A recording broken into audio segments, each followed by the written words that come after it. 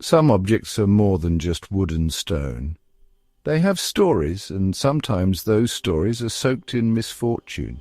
We're talking about so-called cursed artifacts, objects that have collected tales of tragedy, ruin, and bizarre happenings over the years.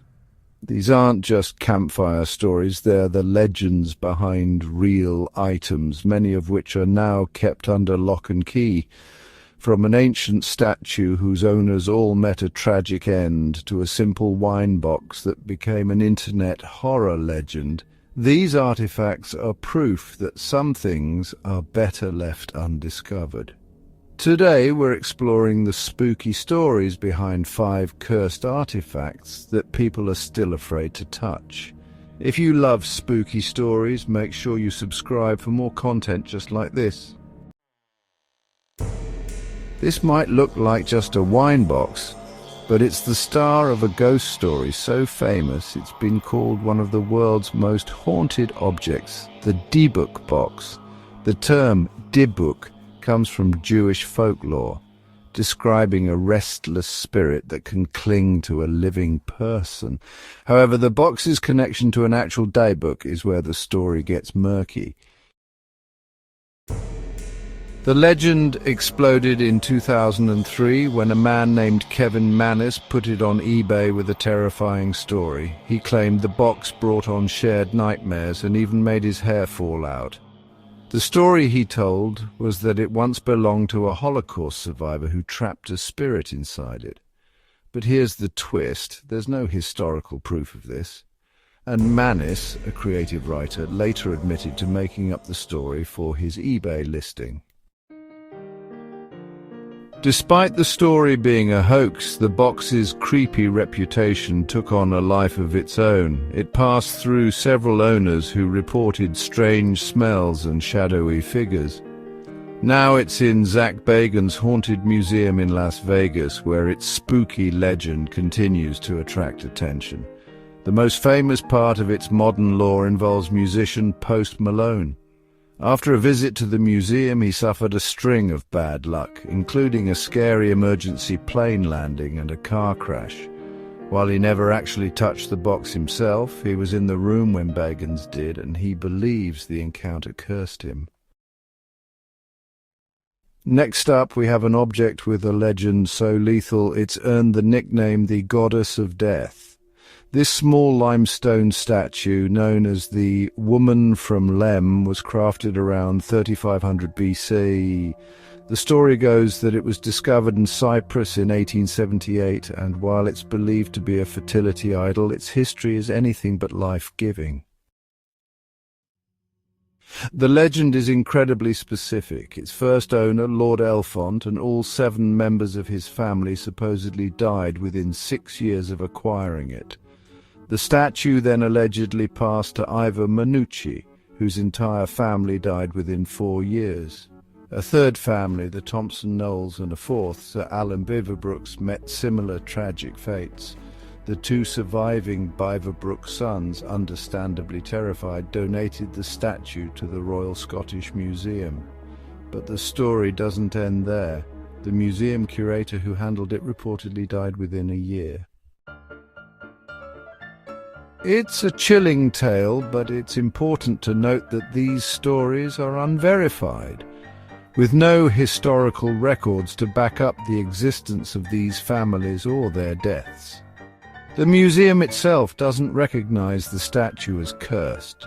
Still, the Goddess of Death remains behind glass, a silent testament to its own dark and fascinating legend. Some of the spookiest legends are the ones that start in childhood. In the early 1900s, a Key West boy named Robert Eugene Otto, or Gene, was given a unique 40-inch tall doll.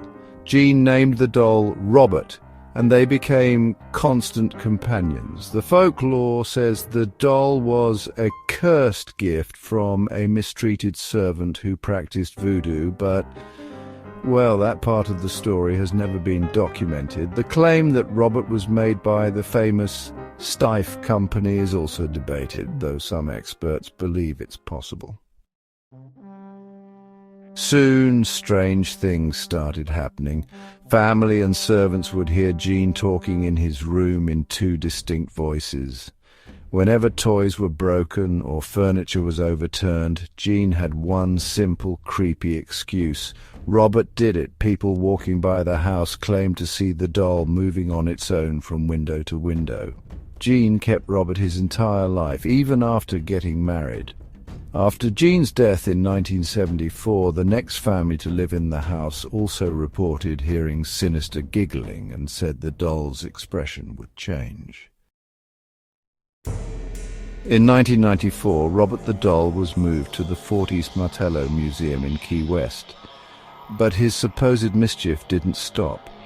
Visitors are warned that they must ask Robert for permission before taking a picture. The museum's walls are covered in letters of apology from people who didn't, blaming the doll for everything from car accidents to job loss and begging him to lift the curse. If these stories are giving you goosebumps, make sure you subscribe and hit that notification bell for more spooky content. Let us know in the comments which one of these objects you'd want to avoid the most. Now back to the countdown. A cursed object doesn't have to be an ancient idol or a doll. Sometimes it's something perfectly ordinary, like a dusty old shop ledger from Brighton, England. The story begins in 1988 when a man named Tony Benyovitz found the 1915 ledger bricked up inside a wall while demolishing a jewelry shop. He took it home, and for years it was just a strange keepsake. Eventually, though, his daughter Josephine said the family started experiencing intense paranormal activity. They claimed to hear disembodied whispers and see ghostly apparitions.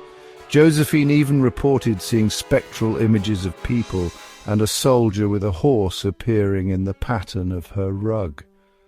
The family became convinced that spirits attached to the ledger were haunting them. During one encounter, a spirit supposedly demanded that the ledger be returned to Brighton. Terrified, the family contacted Preston Manor, a historic house famous for its own ghost stories, and donated the book. The venue officer was hesitant at first, but agreed after hearing how scared the family was. A spiritual medium later encountered the book at the manor and claimed to feel bad things coming from it. What if your own reflection showed you something horrible? That's the power allegedly held by the Dark Mirror, a highlight of the traveling museum of the paranormal and occult. Scrying mirrors have been used for divination for centuries. This one was acquired from a woman whose mother bought it at a psychic fair, and became so convinced it was evil that she kept it hidden under a black veil.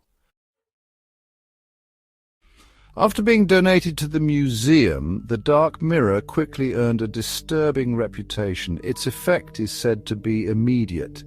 Visitors who look into its dark surface have reported seeing horrific visions. The most common report, seeing their own corpse staring back at them. Others have seen shadowy figures lurking behind them or felt sudden, strange physical sensations. The museum curators, Greg and Dana Newkirk, encourage brave visitors to interact with the artifacts, but give a clear warning: you gaze at your own risk. The Dark Mirror plays on our deepest fears of death and the unknown, delivering its horror in a single glance. From a statue whose legend is filled with death to a mirror that supposedly reflects your demise, the stories behind these artifacts are powerful. They are kept behind glass, donated to museums, or hidden away for a reason. While skeptics can point to hoaxes, coincidence, or the power of suggestion, the sheer volume of terror associated with these objects is what makes their legends last. It makes you wonder what other cursed artifacts might be out there, tucked away in an attic or buried underground, just waiting for their story to be told again. What do you think? Let us know in the comments. If If you enjoyed this journey into the unknown, be sure to hit that like button and subscribe for more. And whatever you do, be careful what you bring home.